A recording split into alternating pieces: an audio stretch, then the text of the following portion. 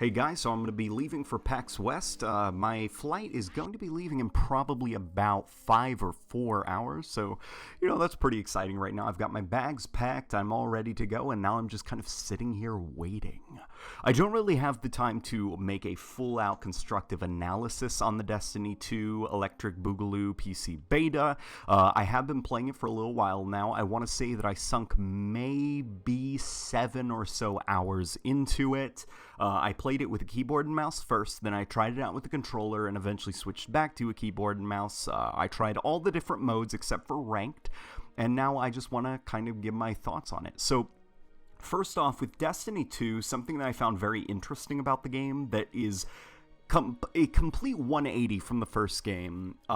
Destiny 2 is very story-driven, very narrative-driven right off the bat, where the first Destiny felt more like a universe-building-driven game. Destiny 1 started out and kind of arguably continued to be very vague and very elusive with what the point was, because usually whenever you write a story for a video game, or a story for anything, you have a goal. You have a certain emotion that you want to make the player feel. The audience.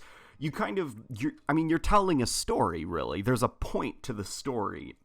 And with Destiny 1, it didn't really feel like there was a point to anything narratively. It didn't feel like the writers were trying to make a point of any kind. It was just kind of, here's the Destiny universe. Here it is. Destiny. This is it, if that makes any sense. And then obviously the DLCs came out and they attempted to have some sort of narrative, but it was still kind of a bit too little too late. The Dark Below was very mediocre. The House of Wolves was a little bit better, but still very, very unremarkable. The Taken King, I actually gave my thoughts on it way back when it actually came out, and I found it incredibly underwhelming and very, very, very grossly overpriced for essentially what it gave you and what it was asking you. And the Rise of Iron, or whatever it's called, Age of Triumph, I forgot what that final DLC was. Essentially, I saw a buddy playing it on his PlayStation 4. He was streaming it. I watched about the first 30 minutes of the story, and I was just like, nope, I give up. It's still nothing remarkable. It's still just kind of the same Destiny, same reused assets, just shuffled around in different places. Obviously, new locations are a plus, but ultimately, this isn't really offering anything completely radically different. It's still the same old. And some people may enjoy that. I personally didn't. I was hoping that some of these DLCs would actually fix a lot of the problems, and instead it was more of extensions to what I already dislike about the game. I will give the Taken King credit for really trying, though.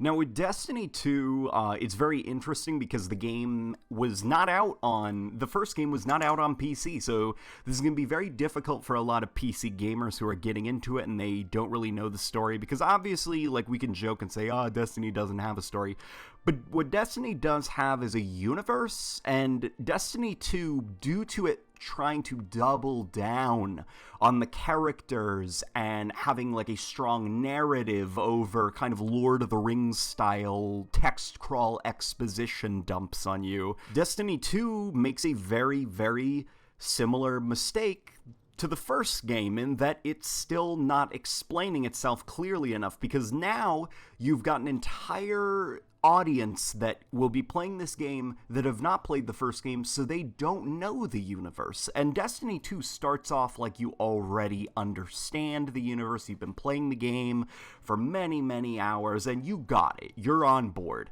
And even in some cases, this confidence in its characters and universes feels very unearned when it treats some of the characters as if you already know them and as if they're already pre-established and very, very recognizable and very fun, and everybody loves them.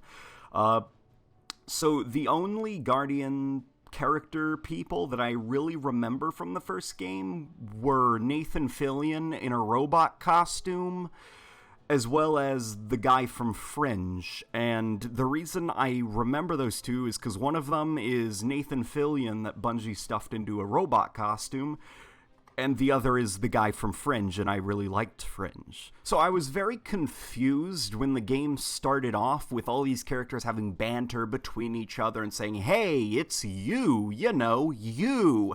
Like, I'm supposed to remember these people, or like they're supposed to be remarkable in any way. And as far as I remember from the first game, even with the DLCs bought, these characters weren't there in the game. They were 95% just people that you can talk to for loot in the tower.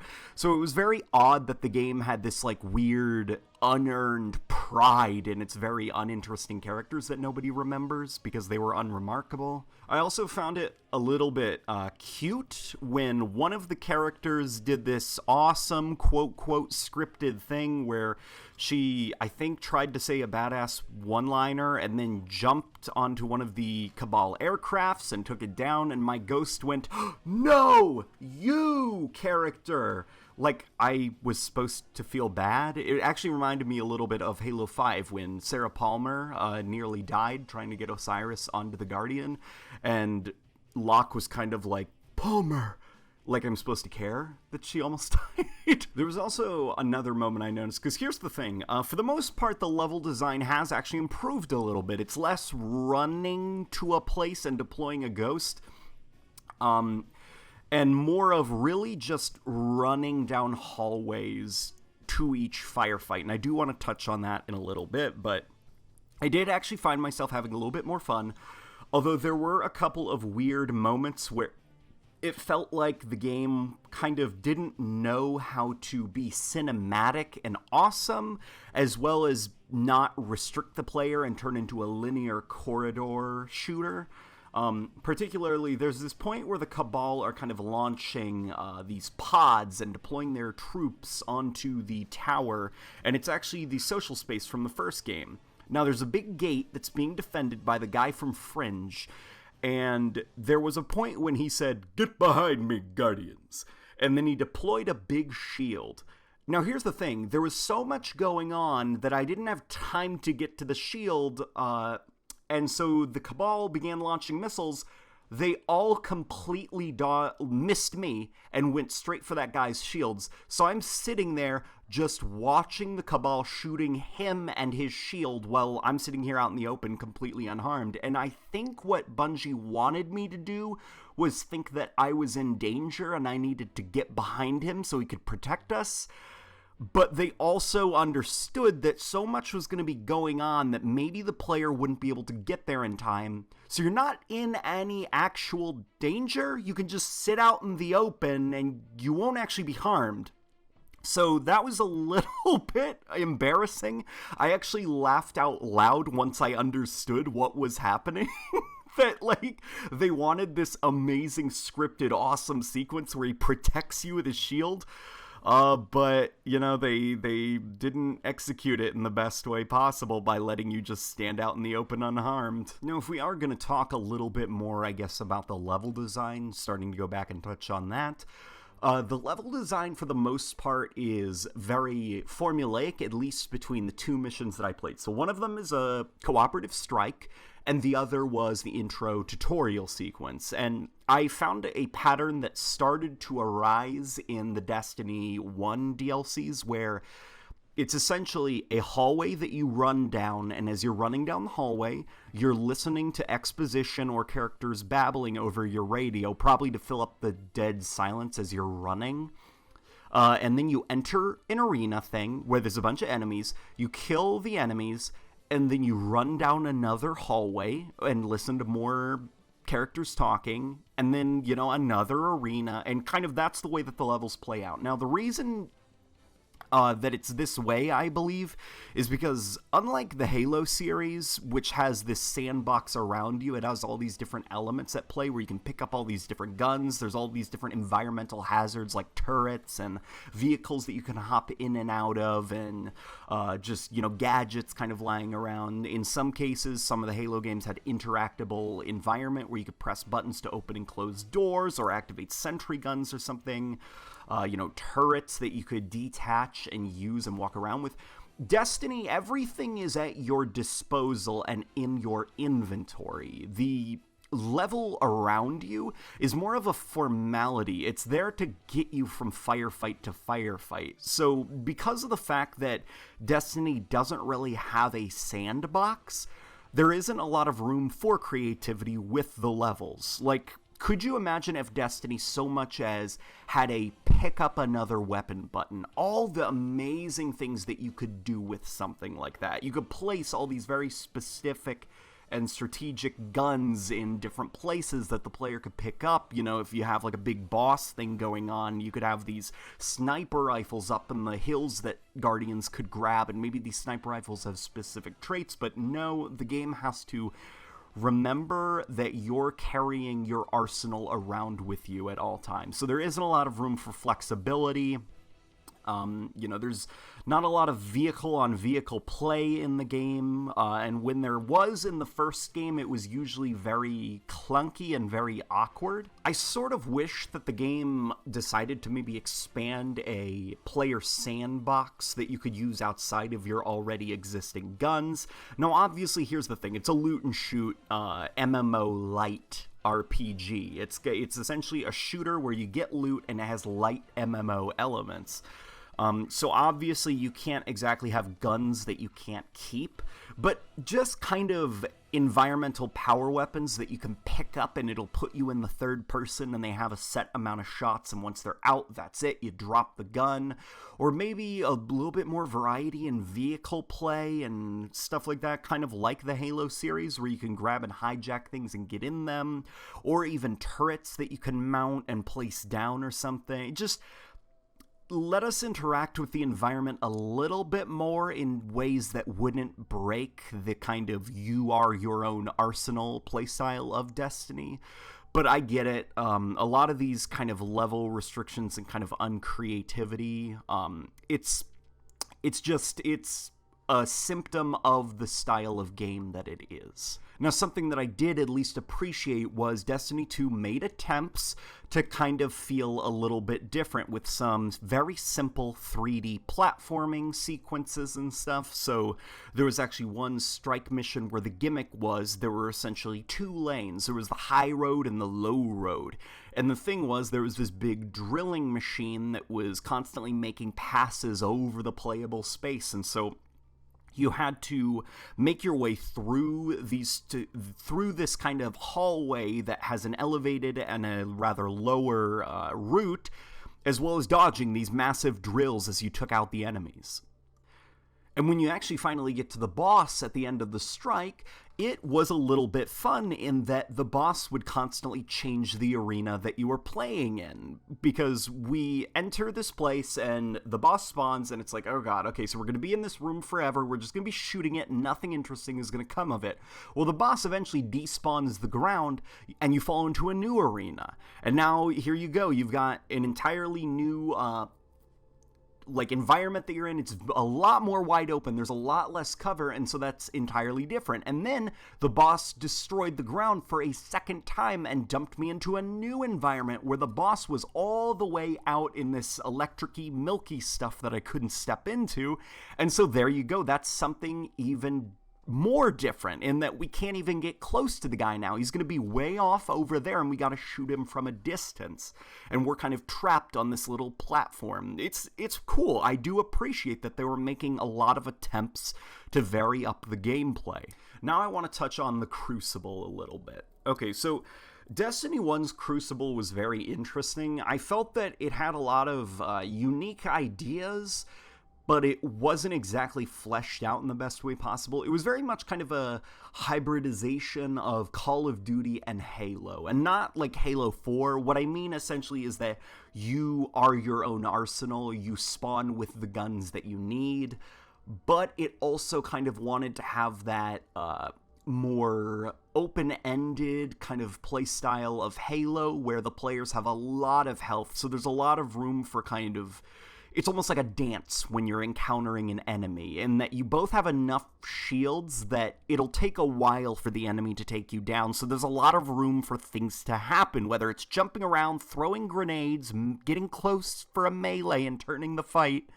There's a lot of room for the battle to go different ways, as opposed to Call of Duty, where it's literally, if I see you first, you're dead, and that's about it. Now, Destiny 2, when I first started playing the Crucible, my first couple of matches, they were incredibly sweaty, weirdly sweaty, and I get that Bungie wants Destiny to be like the next big thing esports-wise. They're really starting to push this game as a potential esport, which I think is adorable because it runs at 30 frames per second on a console, and it's like, yeah, good luck getting that to be an esport. But I found it a little bit misguided because by its nature, Destiny is a very casual game. The gunplay is very easy. It's very easy to just pick it up and play. And with Destiny 1, my favorite moments in the multiplayer Crucible for that game were some of the maps where it was very wide open and there were vehicles and all these different ways to play it.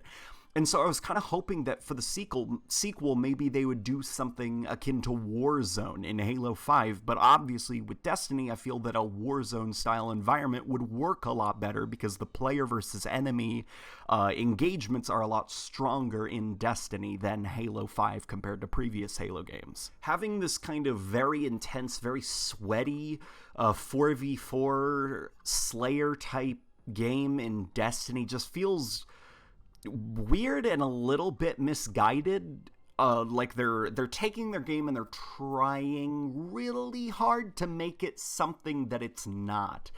And it's kind of a little bit disappointing. Now, I did eventually start to get the hang of things. Not exactly the best, but, you know, I started to get my kills here and there. Definitely the announcer needs to be toned down a little bit. I was starting to get tired of his constant babbling.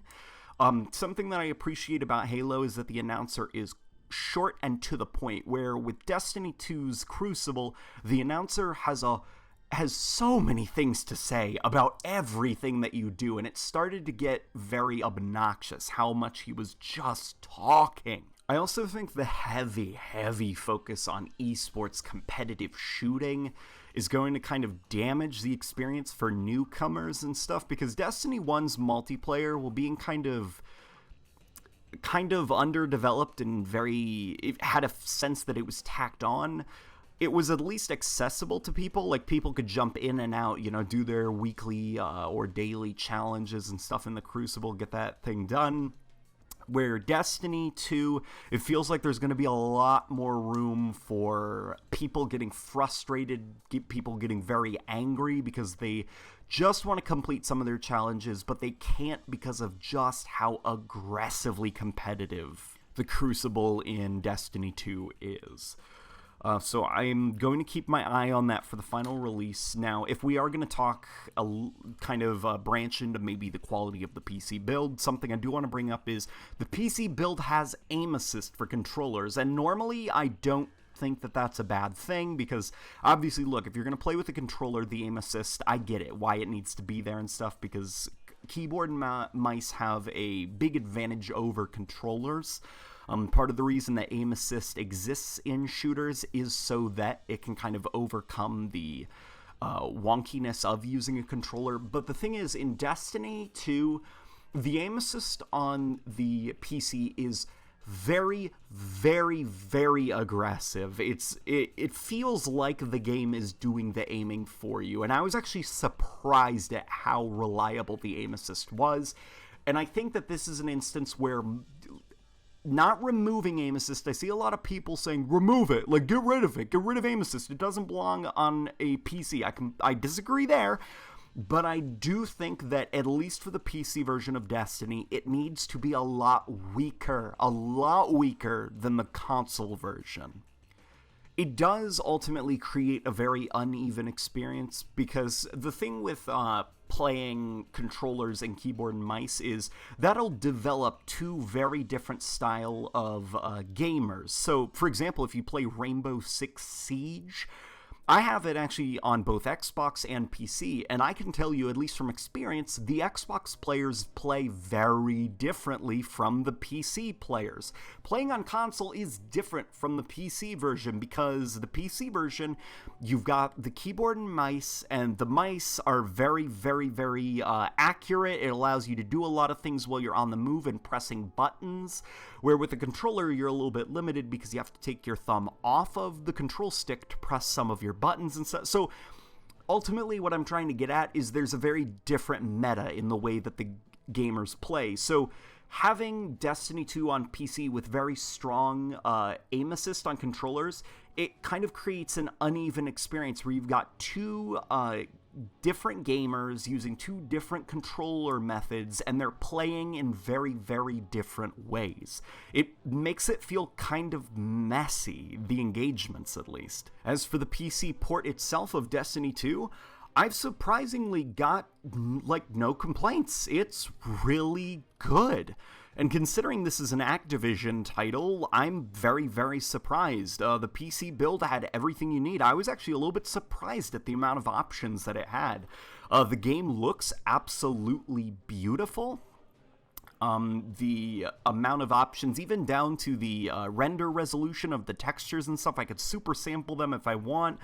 The game was very well optimized. I was able to run it at max settings while getting above 70 to 80 frames per second.